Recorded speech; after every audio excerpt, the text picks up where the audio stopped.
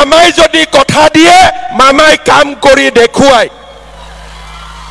আৰু আজি যেনেকে মোৰ মুখেদি মই আপোনালোকক কৈছো যে আজি 10,000 টকা দিলো আৰু 25,000 টকা দিম মানে দিমেই এতিয়া মোৰ কেইটামান পৰামৰ্শ আছে আপোনালোকে ধুনীয়াকৈ শুনিলক আজি আমি 10,000 টকাৰ এখন চেক পাম তাৰ পিছত এই টকাটো আমি কেনেকৈ খৰচ কৰিম তিনিটা নিয়মত আমি এই টকাখিনি খৰচ কৰিব পাৰো 10 গৰাকীৰ গ্ৰুপ আছে যদি 10,000 টকা সকলো মহিলাই গ্ৰুপৰ একাউণ্টত দিয়ে গ্ৰুপত বিজনেছ কৰে বা ব্যৱসায় কৰে টকাটোৰ সৎ ব্যৱহাৰ হ'ব কোনোবাই ক'ব নহয় আমি গ্ৰুপত নিদিও আমি নিজে কিবা কৰিম কোনো আপত্তি নাই এই 10,000 টকা দি আপোনালোকে ঘৰত তাঁতশালৰ কাম কৰক গাহৰিৰ কাম কৰক কুকুৰা পোহক গাই গৰু পোহক আপোনালোকে পিঠা পনাৰ ব্যৱসায় কৰক যি কৰক মই ব্যৱসায়ত লাভ হ'ব লাগে বুলি কোৱা নাই মাত্ৰ কৈছো ভাল কামত ব্যৱহাৰ কৰক ভাল কামত ব্যৱহাৰ কৰিলেই হ'ল কতো লাভ হ'ব লাগিব নহলে 25,000 টকা নাপাম সেইটো নহয় ভাল কামত ব্যৱহাৰ কৰিলেই পিছলৈ আপোনালোকে 25,000 টকাৰ বাবে সিলেকশন হ'ব কিছুমান মহিলাই মোক খুদে যে মোৰ হাজবেণ্ডৰ এখন দোকান আছে মোৰ হাজবেণ্ডে সৰু খুৰা ব্যৱসায় কৰে তাতে মই টকাটো দিব পাৰিম নে নাই মোৰ তাতো আপত্তি নাই ঘৰৰ যদি কিবা ব্যৱসায় আছে সেই ব্যৱসায়ৰ কামত আমি যদি 10,000 টকাটো লগাই দিও তেতিয়াও আমাৰ আপত্তি নাই তাৰ মানে গ্ৰুপত দিব পাৰো নিজে ব্যৱসায় কৰিব পাৰো নহলে আমাৰ স্বামীৰ ব্যৱসায়টো আমি এই টকাটো ব্যৱহাৰ কৰিব পাৰো তাৰ মানে মাত্ৰ ভাল কামত টকাটো ব্যৱহাৰ কৰিলেই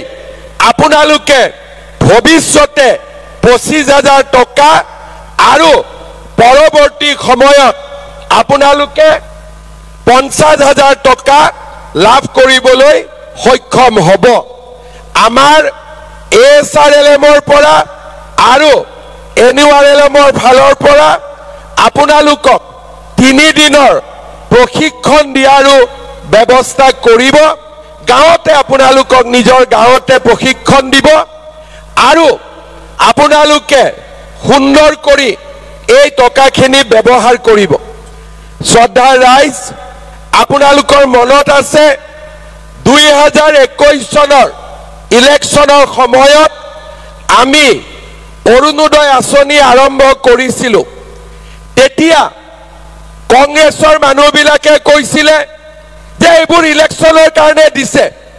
ইলেকশ্যনৰ পিছত বন্ধ হৈ যাব অৰুণোদয় বন্ধ নহল 830 টকাৰ পৰা 1,000 1,000ৰ পৰা 1250 এইবাৰ গেছৰ সিলিন্ডাৰৰ নামত আৰু 250 টকা তাৰ মানে অৰুণোদয় গৈ 1500 টকা হ'বগৈ এনেকে যেনেকে মই অৰুণোদয় গছ পুলিডাল ৰুইছিলোঁ আৰু আজি অৰুণোদয় এডাল ডাঙৰ বতৰ বিক্ষত পৰিৱৰ্তন হ'ল আজি অৰুণোদয় 36 লাখ মহিলাই লাভ কৰিব 17 সেপ্টেম্বৰৰ পৰা তেনেকৈ আজি আমি এই মহিলা উদ্যমিতা আঁচনিৰ যিডাল গছ পুলি ৰুলো ইয়াক আমি 25,000 আৰু 50,000 টকালৈকে লৈ গৈহে আমি ক্ষান্ত হ'ম তেতিয়ালৈকে আমি এই আঁচনি চলাই থাকিম আপোনালোকে মাত্ৰ আশীৰ্বাদ কৰিবনে না আশীৰ্বাদ সৰুকৈ হাত চাপৰি বজাইছে নেকি আশীৰ্বাদ কৰিবনে নাই কৰিব সঁচাই যেতিয়া আপোনালোকে লগত থাকিব তেতিয়া আমি অৰুণোদয় মহিলা উদ্যমিতা নিযুত মইনা বিনা পইচাত চৰকাৰী চাকৰি মুখ্যমন্ত্ৰীৰ আত্মনিৰ্ভৰ অভিযান আজি আমি যিমান আঁচনিৰ কাম আৰম্ভ কৰিছো কোনেও আগতে কেতিয়াও কৰিব পৰা নাছিল আৰু আপোনালোকে আশীৰ্বাদ দিলে আমি আগলৈও এই ধৰণে আপোনালোকক আগবঢ়াই লৈ গৈ থাকিম শ্ৰদ্ধা ৰাইজ আমাৰ চৰকাৰখনে অসমলৈ শান্তিৰ বাতাবৰণ আনিলে সমৃদ্ধি আনিলে আৰু এই চৰকাৰখনে যেনেকে কথা দিয়ে তেনেকে কথা ৰাখিছে আজি আপোনালোকে চিন্তা কৰক 40 লাখ মহিলাই এই উদ্যমিতা আঁচনি লাভ কৰিব অহা 2-3 মাহৰ ভিতৰত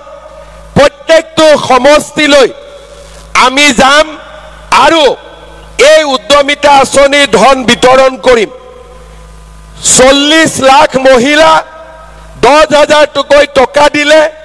মোক 4,000 কোটি টকা লাগিব আৰু যেতিয়া 25,000 টকা দিম তেতিয়া আমাক 10,000 কোটি টকা আমাক প্ৰয়োজন হ'ব আৰু যেতিয়া 50,000 কৈ আমি টকা দিম তেতিয়া 20,000 কোটি টকা প্ৰয়োজন হ'ব 4,000 10,000 14,000 লগত 20,000 তাৰ মানে সম্পূৰ্ণ আঁচনিখন আমি 34,000 crores আমি খৰচ কৰিব লাগিব আৰু তাৰে প্ৰথম 10,000 টকা খৰচ কৰাৰ বাবে বা আপোনালোকক দিবৰ বাবে আজি আমি ইয়াত সমবেত হৈছো তাৰ লগতে আপোনালোকে হিচাপ কৰক যে প্ৰত্যেক গৰাকী প্ৰত্যেক পৰিয়ালক আমি যেতিয়া অৰুণোদয় আঁচনি দিও তেতিয়াও মাহত আমাক 400 কোটি তাৰ মানে বছৰত আমাক 4,800 কোটি টকাৰ প্ৰয়োজন হয় তাৰ ওপৰত এইবাৰ অৰুণোদয় পৰিয়ালক আমি গেছ কিনিলেও আমি 250 টকা কৰি ৰাজ সাহায্য প্ৰদান কৰিম আমাৰ ছোৱালীবিলাকে যেতিয়া কলেজত পঢ়িব গৈছে হায়াৰ সেকেন্ডাৰীত প্ৰতি মাহত